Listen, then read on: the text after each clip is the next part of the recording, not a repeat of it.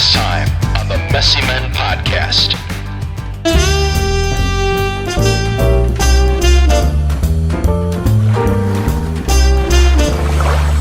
Hey, Kev! Spring break is over. It's time to get home and record Season 2 of MessyMen. Chill, man. I'm catching the next wave. Kevin! Oh! Welcome to the MessyMen Podcast, the podcast where two men, John and Kevin, talk about and share their stories about being men, husbands, fathers, and friends, while striving, and I emphasize striving, to be the men God has called them to be. A show where John and Kevin have real, transparent conversations about the importance of being men in community. Where burdens are shared, iron sharpens iron, and one man sharpens the other, all while encouraging and building up one another. Wait, this sounds heavy. Not like the kind of real man talk I'm used to, like sports, grilling meat, and sports. Will they talk about sports in the show? Can't they sharpen knives or swords? Maybe an axe instead of, like, one another? No? Well, okay, what do I care? They promised to pay me well for this. Very manly announcement. I don't say so myself. So, here to share their burdens unashamedly and sometimes awkwardly are the MessyMen themselves, John and Kevin. First thing I want to address with you is I want to apologize for that shark attack. Oh, you survived. Well, you know why I survived though? It was the ab muscles that are doing things for. Yeah. And what? So these are just these are pillows that we. Well, this is a protective layer to keep my ab muscles safe. Yes. I mean, if you have a good tool, you have them in a box or a shed, and this is my shed. Yeah. But that was kind of like Jonah in the well. That fish got a hold of you and brought you back from Punta Cana. How do you pronounce it? And it brought you back to Detroit so that we could do the MessyMen. Yes. Yeah. So I'm glad you're okay. Yeah, I'm feeling much better now. That's good. The healing process. It's only a flesh wound. You still going through therapy? No, it was only a flesh wound. And you know what? I want to tell everybody out there, we don't want anyone to be afraid of sharks. No, sharks are our friends. Sharks are our friends. Clearly, you saw that in that piece. So. It saved me. It rescued me. Yeah, it did. Well, welcome to the MessyMen Podcast. I'm Kevin. And I'm John. Wait. I'm Kevin. Now we're just being silly. So, John and Kevin, this is our first episode where we are doing video. Season 2. And it's already off to a messy start. New and improved. Yes. Well, new and new. And we have a studio. I know. I'm really impressed because Kevin spent all winter building this studio specifically for the MessyMen Podcast. Yeah. All the background stuff is just props. That certainly isn't liquor or a Guinness tap right behind me that I would use for my own personal gain or enjoyment. No. That is purely a and as soon as we're done with this, we break this whole thing down. Yeah, it all folds up and goes small into his garage. Yeah. Tiny, like briefcase size. So seriously, we're really excited about doing this. We're going to be doing these in video format and podcast format. Same as before, just two guys, Christian men, fathers, husbands, just talking about messy things, being men, being Christian men. And today we're going to talk about. Is this sacrilegious? What's that? We're going to be talking about beer. Oh, no, it's not sacrilegious at all. All right. Beer, Benjamin Franklin Lutherans, said. Catholics, Protestants will be fun. There might be some legalistic people out there. Yeah. But, I mean, like Benjamin Franklin said, beer is proof that God loves us and wants us to be happy. That's all you need to know, folks. Right. That's all you need to know. So I want to ask you, I want to talk to you about the wee pub, or the wee pint. Wee pint. The wee pint. Thank you. And the inspiration behind this, because I know there's a story behind this. Well, the inspiration was that, we've been in lockdown for some time now. Yep. And my wife, her office was taking a table that we had in the middle of our kitchen. It's kind of an island table and moving it to the foot of our bed. And that's where her office was for 9 months. And that didn't work out? No, she got tired of that. So why? Okay. Yeah, I don't know. She's difficult. She's difficult. Luckily, she won't watch this. Yeah, good. It's for the best. So, spent some time looking at maybe bigger houses and stuff like that. Calmer heads prevailed but going into more debt with the new house. And I had seen some pictures online of people doing interesting things in their backyard because of restrictions and lockdowns. So came up with the idea of there's these things called Amish sheds, which are apparently built by the Amish. Although I was a little bummed out when the Amish didn't actually deliver them on, like horse-drawn cart. But what they are is they're different sizes, and they show up completely finished on the outside. So the roof is done. It's got vinyl siding on the outside. It's got windows and doors. And the inside was bare. So just studs and plywood. You know what I'd love to do, because I know you did a really good job documenting all of this. Yeah. We'll get those photos and we'll kind of share them. Ooh, yeah. And this, yeah. Well, it's always nice. I always hear podcasts say, if you want to see more, go to our webpage. Yes, go to our webpage.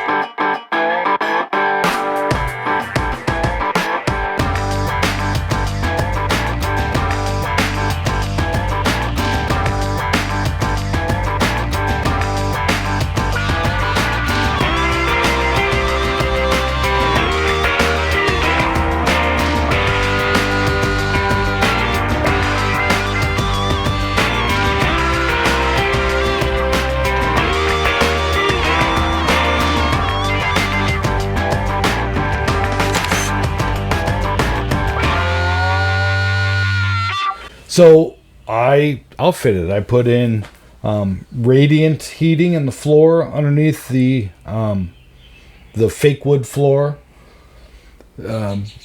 Insulated everything, wired it, and then put all. I did everything myself. So I put in lights. I put in the paneling, painted everything. The only thing I didn't build was this bottom cabinet to the bar. A friend of mine did that. Hennigan Custom Cabinets, if anyone's interested. Shout out to my buddy. And then the bar top is a slice of a 80-year-old elm tree from Clawson, Michigan. Wow. And there's a place called Live Edge Detroit that I got this from. Spent hours sanding and finishing it. And they've got a... John, I don't know if you realize this, but underneath the bar I've got a kegerator. One of those little fridges that just hold a keg. And inside the kegerator is a keg of Guinness Beer. Oh! It's lovely stuff. I did that like I didn't know. Like, yeah, I know. Really? I didn't know. I thought this was just a... Yeah. So I've got Guinness Beer on tap, along with the little fridge for extra whatever. That's fantastic. No, this is such a... It's a cozy little place, folks. I don't know where I'm looking at. I'm looking at the camera. I'm looking down here. Look at both of them. I'm like, oh, hey. No, it's awesome. And we're going to talk a little bit about Guinness. Yeah. And the history of Guinness, because there's a Christian, like, really deep history of Guinness and Arthur Guinness and his family. And we're going to talk a little bit about that. And then you're going to show us how to do a pour, aren't you? I am. Because I've studied this a lot. And actually, I just had an interesting thought when you're doing that lead in.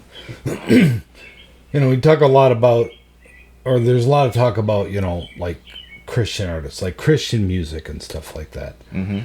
And what that is. And you and I think, have had this discussion, but there's a lot of artists out there who are Christian and don't consider themselves as Christian musicians or artists. So they're Christians who are doing the act of making music, say. Right. Like one of my favorite newer bands, 21 Pilots. Mm-hmm. 21 Pilots, I love them. Yep. My son and I have seen them in concert, and they are very, very strong Christians, but they don't make quote-unquote Christian music. Right.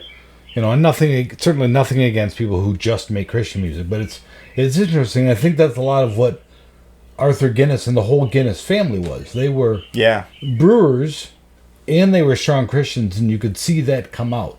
Yeah. They didn't have one necessarily define the other, but because they were true to themselves, you could see how both of those things overlapped and intertwined. And the research that John and I have been doing in the last couple of days just about Guinness. And I just did it like the last 15 minutes. Couple hours, minutes, yeah, seconds, whatever.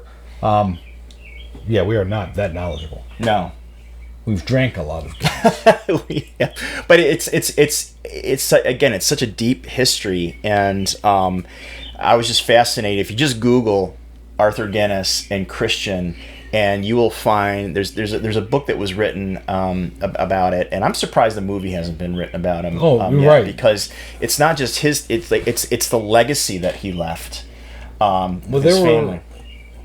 since Guinness was founded in 1759, I think, there were, 6 generations of direct descendants that were all Guinness that ran it? Yeah. And it wasn't until the 80s that there wasn't a Guinness at the head of the corporation? Yeah. The 1980s, which is a heck of a run. Think about 200 straight years of being run by a single family. Yeah. Being passed down from father to son is pretty impressive in its own right. And it's amazing when you look at the story and how it started and what was happening in Ireland at the time, and I might destroy some of this. I don't know if you have notes or remember this, so correct me if I'm wrong, but what I remember reading is that at the time, England and Ireland, they were under prohibition. They couldn't bring in import any alcohol. The water was bad. You couldn't drink it. There was lots of, bad things in the water. So people were they were making their own gin and whiskey. Mm-hmm. And you had alcoholism running rampant in Ireland. And Arthur Guinness wanted to do something to combat that. He wanted to create a beer that was lower in alcohol, but that would be healthy for people. And that's the other thing I learned about them. Like there's healthy things in Guinness. They did a study in 2003 that said a daily pint of Guinness helps lower the risk of heart attack. Yeah. One of my favorite things, and I've never been able to find backup for this, but I love the idea of it anyways, that years ago I heard this. If you drink 34 Guinness a day plus a glass of orange juice and a glass of milk, you will have met all your USDA requirements for your intakes of vitamins and minerals. Let's not try that. So the milk was folks. for the vitamin D, the orange juice was for the vitamin C, and apparently everything else you need, you can get from 34 Guinness. We are not recommending anyone try this. No. No. Don't get that messy. No. Don't get that. But if you 34 Guinness. if you're awake for 17 hours, that's really only 2 an hour. Not to say that I've done the math or tried it, because I haven't.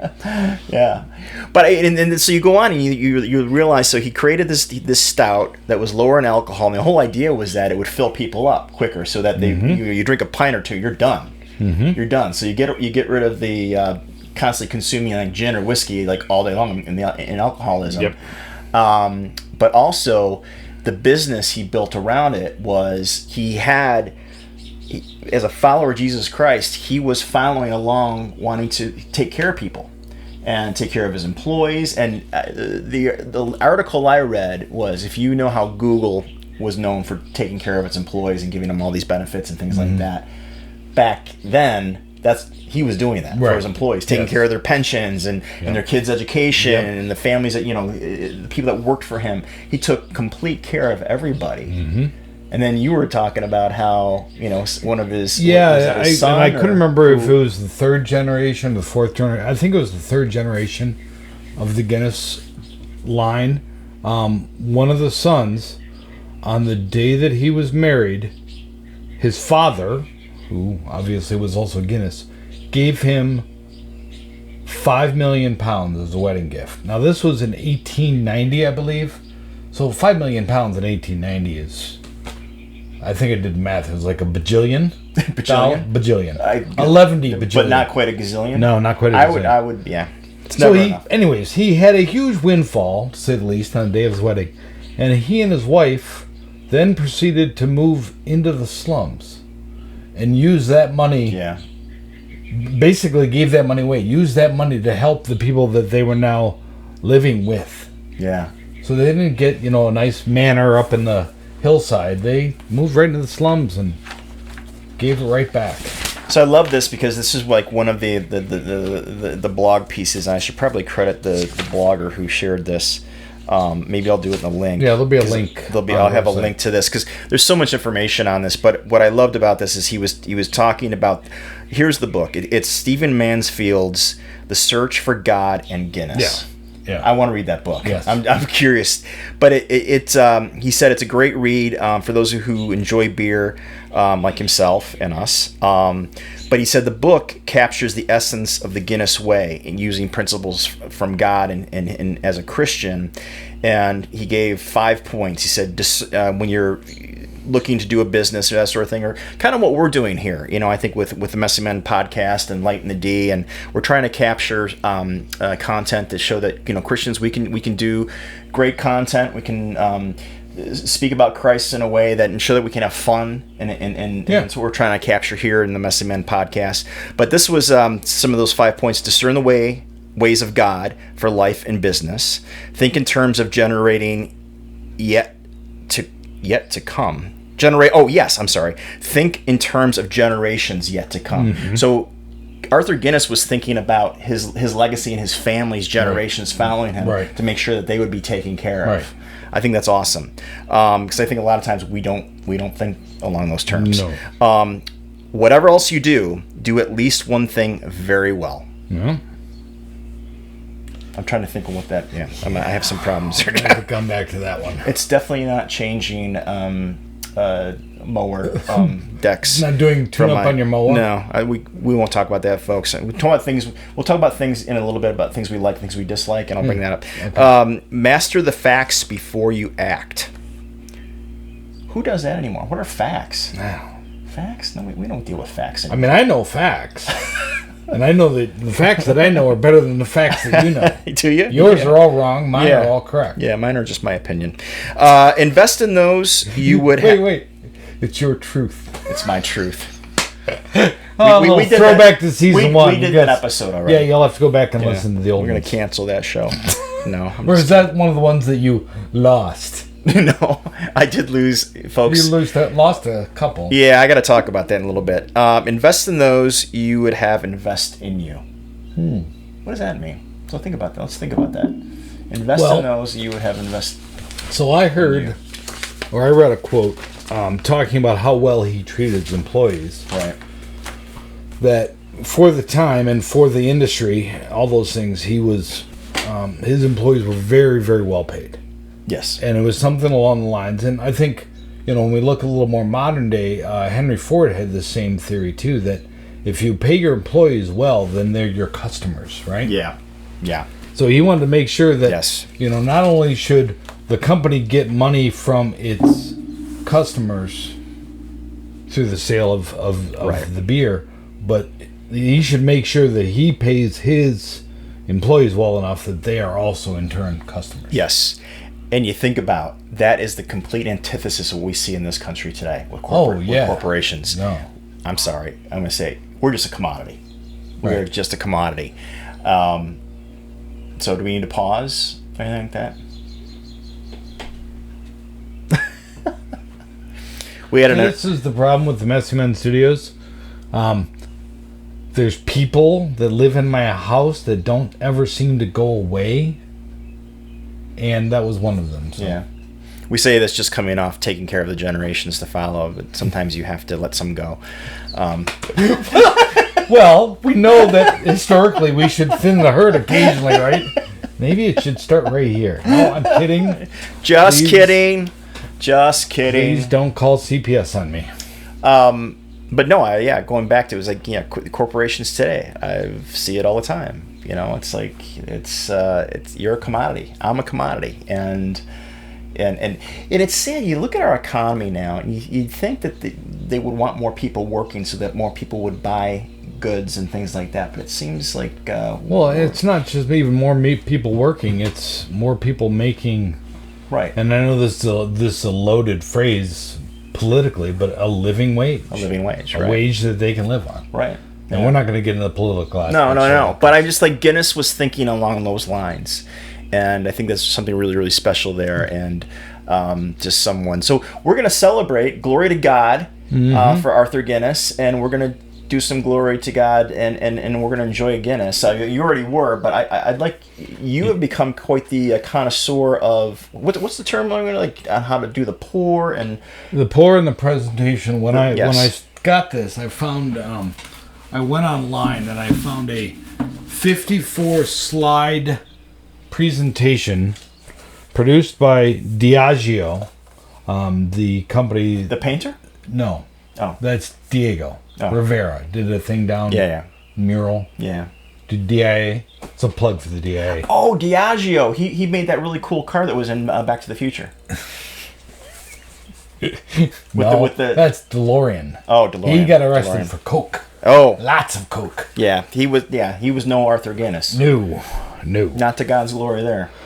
Diageo is the parent company of Guinness, among other fine liqueurs, and they produce this 54 slide deck on the 7 C's of Guinness production and the quality chain. So we're going to bring you through all 54 slides. So prepare for a PowerPoint. No, we're not. Oh. One of the things that fascinates me that I've always shown people, and we'll put a link on the website, they have very specific pour techniques. In fact, so specific that Guinness is poured in 2 steps. You do a first pour and a second pour. And it says, this is in their documentation, 119 and a half seconds between the first pour and the second pour.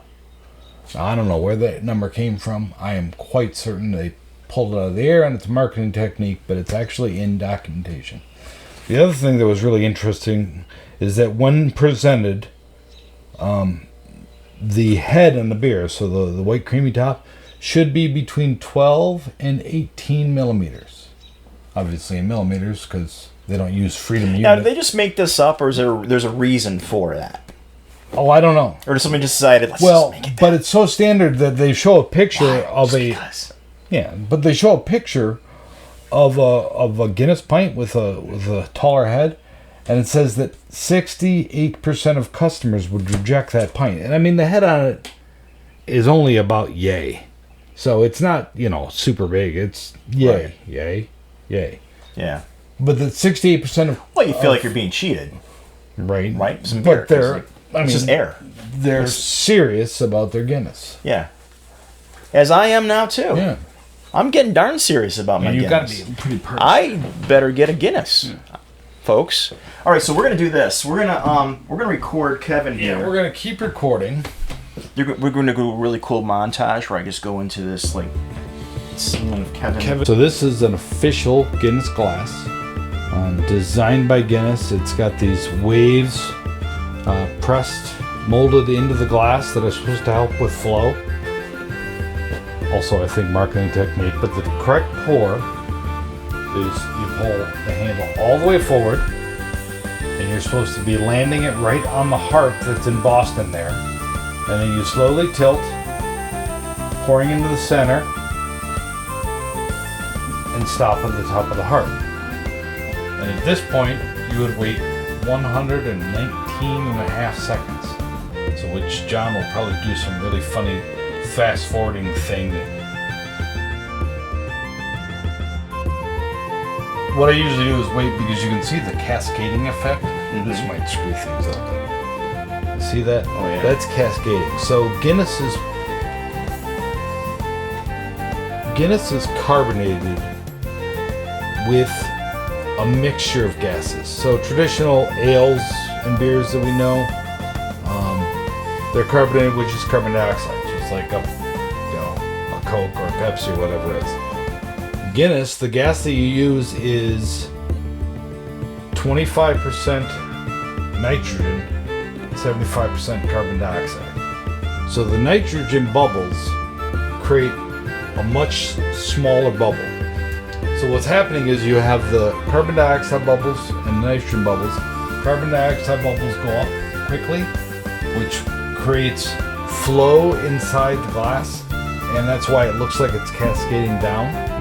So that's actually a current that's created in there because of the different size bubbles, from what I've read. I don't know the science behind it. I am not a fluid engineer. I just play one on TV.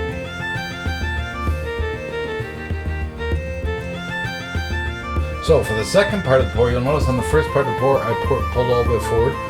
Guinness taps are very specific to Guinness. This is not the kind of tap you would pour Budweiser with or anything else. They're a very specific tap. They do have that handle going all the way forward and locking in place. Then for the second part of the pour, you push back. Okay. And it only allows the tap to open, probably a quarter of the way. Okay. So to top it off, We're going to pretend like that's been 119 and a half seconds if you want to pan back over to the Guinness.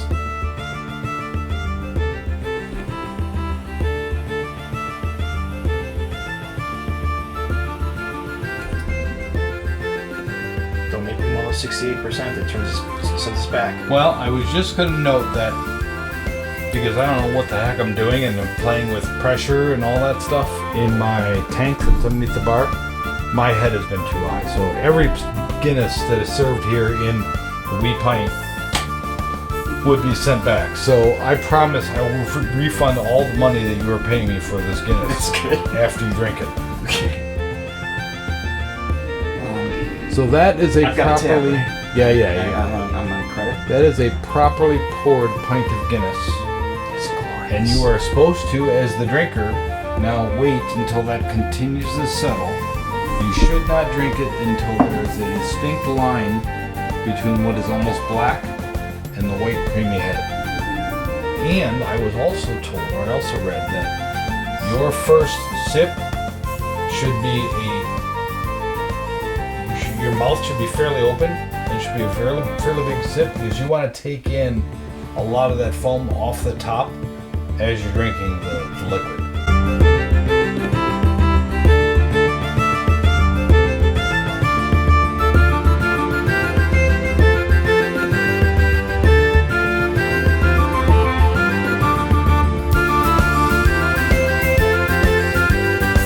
It's like, It's amazing. Yeah. This is the best Guinness I've ever had. Looks really good on you. Thank you. It's like the wee angels pissing on your tonsils.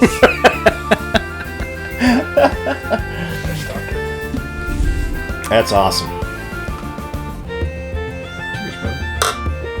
Cheers. One other fascinating thing that I've always heard is that I don't know how they do this, and I don't know what is different about my glasses, but I've been told this by many people who've had pints in Ireland that the foam, the head, sticks to the side of the glasses, and that Guinness is traditionally drank. Something like 7 drinks should finish a pint. And you'll know it's a good pint is if you see 7 distinct rings going down the side of the glass. Like when you're done with a pint, served in Ireland, there should be 7 rings of foam from each drink you took. I don't know why. Well, my friend, here we are, MessyMen Season 2. That's a wrap on episode 1. Episode 1. We have all kinds of things planned. We're going to try to keep Kevin safe, I don't know. From the Guinness police, from the Diageo police? Yes, from the Diageo. From pouring too tall ahead? Yes. Should we tag like Guinness USA on this? Maybe. Maybe we can get sponsorship. Maybe. Oh, we're shooting for it. Is there anybody out there want to sponsor us? I mean, really, Guinness, if you just send us some free stuff. Yeah. We're We're available. Money. We don't need money. No. Well, I don't need money. I just want the cool stuff for here. Yeah, definitely. So hey, thank you for if you're watching and listening, you one person or 2 people or my parents. Thank you. From the MessyMen to our tens of fans. Yes, to our tens of fans. I'm John. He's Kevin, and we are the MessyMen. And this is Guinness. Thanks for watching.